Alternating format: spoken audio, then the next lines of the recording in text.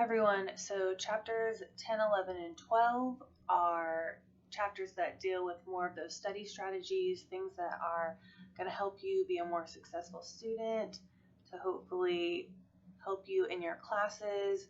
Chapter 10 talks about note-taking strategies, some of the reasons why you take notes, some of the issues you have when taking notes.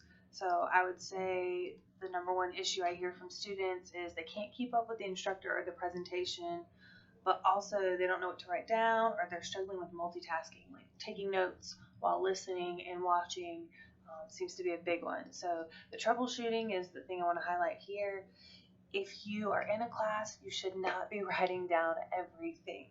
I feel like I see this a lot of times in classes. If you walk in, you look around, every student is head down, is just writing fast and furiously, trying to write down every single thing that the instructor says. It should be like highlighting. So you should be writing down about 30% of what you hear. You should be trying to focus more on watching and listening and participating than just furiously writing things down. If you're going to write them down, write it down in your own words. Don't just copy the professor's words. That's not going to mean much when you come back to it later. If the PowerPoint or the instructor is going too fast, this one right here, asking questions, is huge. If you ask a question, the instructor and the PowerPoint have to pause. So I would say that's a good one to use if that's an issue. Another one for that same issue is if you're getting behind, just stop trying to catch up, leave a space, pick up where you currently are in the PowerPoint or in the professor's examples, and you can come back later, fill it in by asking someone else in class, using your book, using the PowerPoints, even asking the instructor. There's lots of ways to fill that in.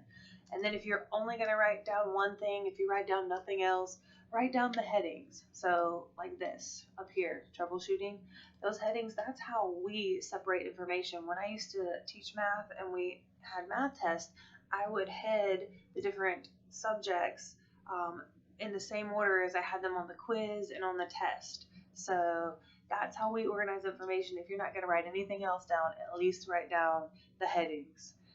There's a bunch of different methods for you to try out in the book. If you don't already have a method or the one you're using isn't working, I would highly suggest the last one, the Cornell T method, because there are a lot of studies behind this one that show that it works and it is something that is useful. So I would look at that in the book and maybe try it out if you are looking for a note-taking strategy. So study strategies, the reason we have to even talk about studying is because most people do this. Cramming is not studying. Cramming is just, I call it regurgitation, but really it's rote memorization where you just memorize something and spit it back out. It works really great. Lower level things, a lot of times in K through 12 classes and subjects. But here, anytime you have those building block classes, anytime you actually have a midterm or a final, something that's cumulative, if it's going to be something in your major, cramming is not going to help you actually learn it. It might help you memorize it for a short period of time, but it won't help you actually learn it. That's what maintenance studying is. When you read about this in the book, you will probably freak out because it talks about studying every day or almost every day. The reason that sounds crazy to us is because when we cram, we do these huge chunks of time. That's not what maintenance studying is. 20 to 30 minutes a day. That includes problems you're working, notes you're rewriting, looking through the PowerPoints, annotating, reading, all of that is included. So maintenance studying, that's how we're going to get comprehension and long-term memory. There's a bunch of ways to study in the book. I would say the best two, or the two I would recommend, would be flashcards, because again, that's something that's been proven in studies. And also, ... if you write with red ink on yellow paper, that has been proven. You can Google that study. I think it was a Harvard study that found that that improves memory up to, I think, 5%. So every little bit helps. And if you are limited on time, my suggestion would be reviewing the graded assignments. So if you have homework online, quizzes online, go back and look at those things, because generally that's where we're going to pull future questions from, those same concepts, the same kind of questions. All right, and the last chapter 12, is test taking strategies. So it talks about things to do before the test, things to do during the test. So I want to focus on this because I feel like of these things, 2 of them are very important. And the more I talk to students, the more I realize these are not things that students are doing. And these are extremely helpful. So the mind dump method, this very first one, when you get your test paper, write down as soon as you get it everything you can remember, every name, every equation, every date. If you don't use it, at least it's there. It's like a safety net. But sometimes we freeze up or things leave our brain once we start taking the test. If you've already mind dumped it out, then it'll be there for you to come back to. And then the one that is the most important in my eyes, that I would say not only would you use in school, but anytime you're taking a standardized test, if that's for a certification in the future, a GRE, an MCAT, anything, is this 2-pass method. So you take the test, and the first time around, you only answer the questions you know. So only answer the questions you know. The second time around, you're answering the questions you weren't sure about or you didn't know, because you're going to skip those the first time. So the second time around, you'll answer questions you weren't sure about or you didn't know. That way, if you run out of time, you have at least answered all the questions you knew.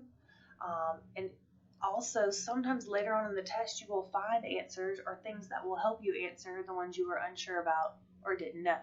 So the 2-pass method is really, really important. The rest of this chapter talks about different ways to help you be the best guesser you can be. So if you're on a test, you've done the studying, you've done the note-taking, you've done everything to deal with test anxiety, and you still get to a question and you don't know the answer. The rest of this is to help you be the best guesser you can be. So for multiple choice questions, I think, or I hope, all of us are already doing this, the process of elimination. If you see something, an answer that you know is just cannot be right, you mark it out. So that at least narrows down your options. You have to have some idea of the question and what's going on in the answer to do that.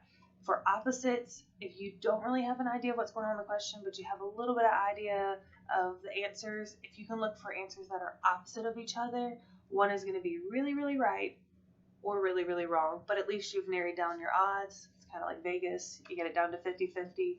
Also, if you are guessing and you have no idea what's going on, you want to avoid these words, and there's a longer list here, called absolutes. Only, none, never, all, every, must, always. We don't live in a black and white world, so normally our answers are not black and white. So those are good things to avoid if you are just strictly guessing. The other thing is, if there's a really, really long answer and all the other answers are short, it's probably either right or wrong, but at least you've narrowed down your odds. And then the thing I think they teach you starting back in like kindergarten, if you're taking a multiple choice test and you don't know the answer, pick some letter, one letter, and then just fill all the bubbles in with that letter, the ones you don't know. So I think a lot of times people say C when we talk about this in class, but it can be any letter. You just have to pick one letter and roll with it.